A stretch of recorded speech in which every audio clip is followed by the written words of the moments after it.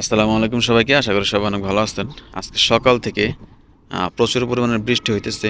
তো বৃষ্টির মধ্যে ছাগল বের করতে পারি নাই। এখন একটু বৃষ্টি কমছে। তো বৃষ্টি কমার পরে ছাগলটা নিয়ে আসলাম চড়ায় খাওয়াইতে। তো বাড়িতে সারাদিন শুধু চিল্লায় ব্যবহার করে। তো তার জন্য মূলত চড়ায় নিয়ে আসলাম। চড়ায় আসলে একদম ঠান্ডা হয়ে যায়।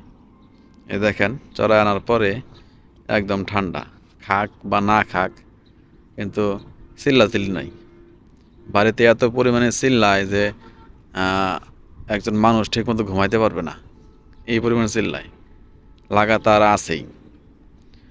তো আলহামদুলিল্লাহ আমার ছাগলটা এখন মোটামুটি ভালোই ঘাস খাইতেছে। তো আশা করি আরও বেশি পরিমাণে খাবে ইনশাল্লাহ কয়েকদিন পরে। যেহেতু আমি ছাগলটা আনছি হাটে থেকে প্রায় 1 মাসের মতো হয়েছে আর কি।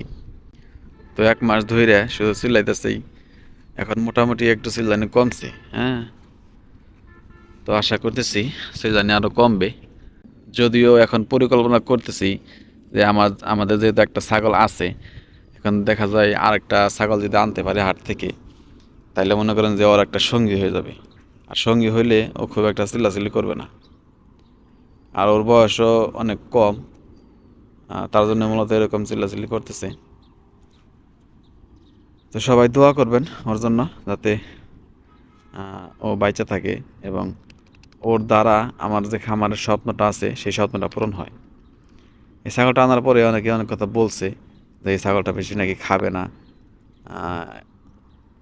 ছাগলের দাম বেশি হয়ে গেছে, এরকম অনেক কথাই বলছে। হ্যাঁ, তো যাই হোক, দাম বেশি হোক বা কম হোক ওটা কোনো ব্যাপার না।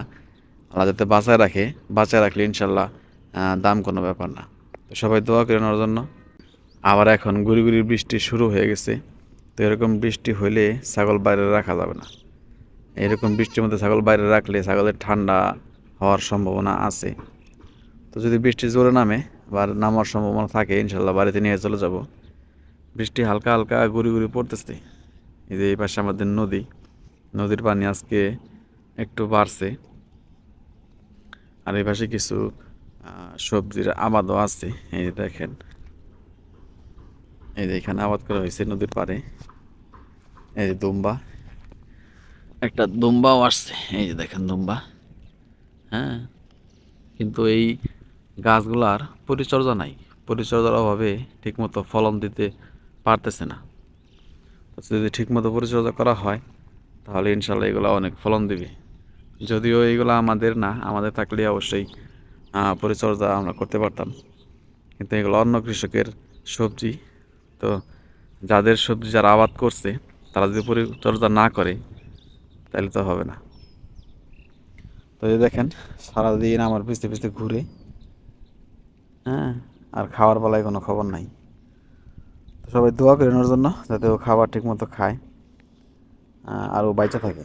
তো সবাইকে অসংখ্য ধন্যবাদ যারা কষ্ট করে ভিডিওটা দেখলেন। সবাই ভালো থাকবেন। আসসালামু আলাইকুম আ রহমতুল্লাহ।